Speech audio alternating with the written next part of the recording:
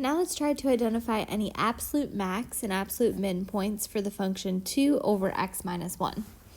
So we are going to do two steps. We're going to find the critical numbers, and then our second step is going to be either to compare endpoints if we're given them or make a sign chart if we're not. So our first step is to find the critical numbers. I would need to take the derivative of this, but it looks like I have a fraction. So I just only have x's in the bottom though. If I don't have x's in both the top and the bottom, I do not have to use a quotient rule. So I'm not going to use a quotient rule unless I have to. Since there's not x's in both places, I'm going to rewrite this as 2 over x minus 1 to the negative 1 power, since it's coming from the denominator. That way I do not have to use the quotient rule. So instead I'm going to use the chain rule. I'm going to bring down the power. So I'll have 2 times negative 1, which is going to be negative 2. I'm going to keep the original inside and subtract 1 for the new power. So I have x minus 1 is being raised to the negative 2. And then last part of the chain rule is multiply by the derivative of the inside. Derivative of 1x is 1, and derivative of negative 1 is 0. So there's my derivative, and I use the chain rule instead of having to use the quotient rule, because I think it's faster that way. Since I didn't have x's in the top and the bottom, rewrite it, bring down the power, subtract 1 for the new power, multiply by the derivative of the inside. So now I need to solve this by setting it equal to 0. I see I have a negative exponent, so I'm going to put that in the denominator. In the top, I'm going to combine this negative 2 times 1 to just be negative 2. That goes in the top, and then put the x minus 1 in the denominator squared equals 0. There's my derivative. And I can solve a fraction derivative by seeing what makes the top equal 0 and what makes the bottom equal 0. So first of all, I want to see what makes negative 2 equal 0. Well, negative 2 is always negative 2. Nothing's going to make the top equal 0. And then I have the denominator, x minus 1. I want to see if I can make that equal 0, because that way it'll square, and it'll still be 0. Since it's x minus 1 squared, the only number that squares to be 0 is 0. So I want to see if I can make x minus 1 equal 0, and I can. If I add 1 to both sides, I'll see that'll happen if x equals positive 1.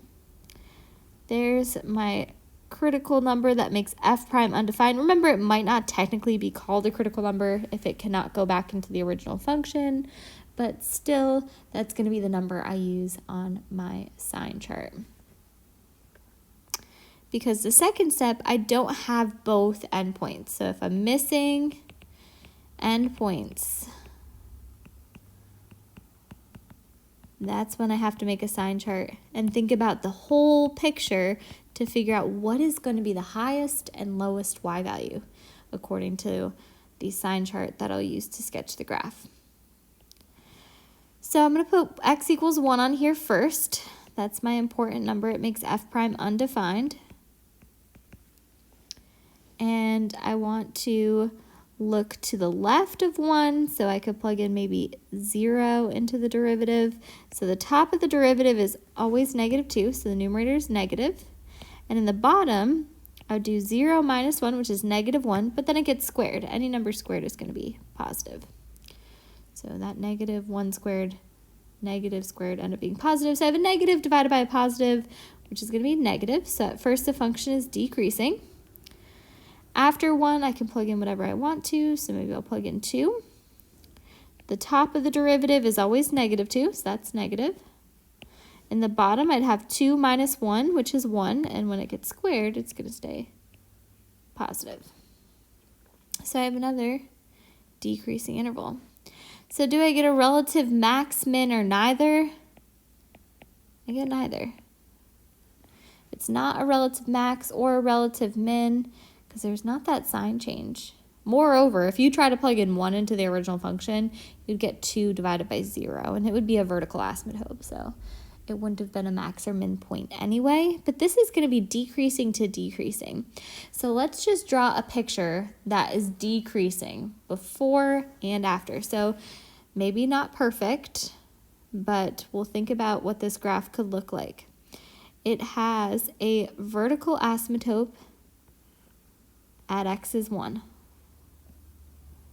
So here's my graph, and I'm going to put x is 1 on here. I'm going to draw something decreasing before my vertical asymptote and decreasing after. So it could look something like that. And that's kind of hard to picture what the max and min would be. So I could also just draw something that's decreasing throughout in general. So even just comparing it to a line like we did with the cube root of x. So decreasing throughout. If you think of something decreasing throughout, is there going to be an absolute max point? Absolute max point. Well, no, because on this side here, it's going up without bound. So I didn't really draw it the best way to make it look going up without bound, but I could have drawn it more sharply, and you could see that it's going up towards that side because it needs to drop as you read left to right. So there is going to be none. Same thing if we look off to the right side, since it's decreasing, you can either look at whichever picture you want to. I think it's easier to see on the line that that right endpoint is going to be going down without bound. So there's no absolute min point. For absolute min point, we would say none as well. So since this is always decreasing, except for where the derivative is undefined, so always decreasing is going to give us no absolute extrema. Lots of work with no points to give as our answer. There's no max point or min point. The only way to guarantee an absolute max and absolute min is to have a continuous function on a closed interval. So what we're missing here is we don't have any endpoints to consider to try to narrow in on the graph and say, hey, just look from here to here, tell me the highest and lowest points. We weren't given that. We're looking at the whole graph, and we're finding that there is no absolute extrema.